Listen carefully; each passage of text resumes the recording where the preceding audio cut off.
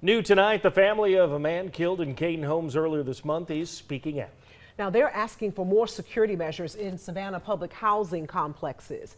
You may remember on April 5th, 84-year-old Slayton Armstrong was found stabbed in the 600 block of Brewer Street. Now Savannah police say they responded to the scene that day just after 9 a.m. Armstrong was pronounced dead at the scene. Investigative anchor Haley Boland talked with Armstrong's daughter as well as the alderwoman for the district where the homicide happened. Haley, what is the latest on this case? Mike and Dawn, Gail Armstrong Jackson, Slayton's daughter, says she's hoping for answers in her father's case and increased security in public housing. It's something the city of Savannah identified as a critical need back in 2022. Our WTOC Investigates team found out where these security improvements stand now.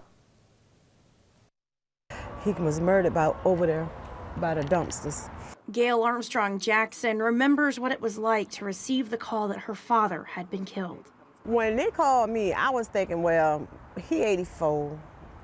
He probably died of natural causes or he could have had a heart attack. Them was my thoughts. You know, I accepted that. But for somebody to just take my daddy's life away from us today, they took him from his children, his grandchildren, his great-grandchildren. Jackson says her father didn't live in Caton Homes, but visited the area to collect cans and scrap metal. He was like a junk remover type of person. And he did this for well over 30 years. And he never bothered nobody. He didn't ask nobody for nothing. Without any arrests in her father's case, Jackson says she's frustrated with the lack of surveillance cameras in the area. And they need to put cameras up in these projects. That's what they really need to do. Because they got to be concerned about their tenants just as well as the people that's coming to visit in these communities. The Savannah Police Department, alongside the City of Savannah and the Housing Authority of Savannah, applied for nearly $500,000 through a state grant for violence reduction in November of 2022.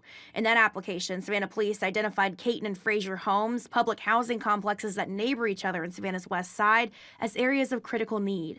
Some of the funding would go toward 4 cameras for each complex.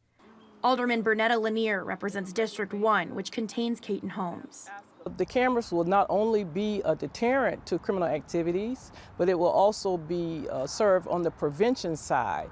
And that's what I'm most concerned about. According to the City of Savannah, they received the funding from this grant earlier this year, and they're still waiting for the cameras to arrive. We needed them here a long time ago. So as a policymaker and an alderman of the city, we continue to express to staff, the staff side, that this is a necessary and a very desperate measure that we need in place.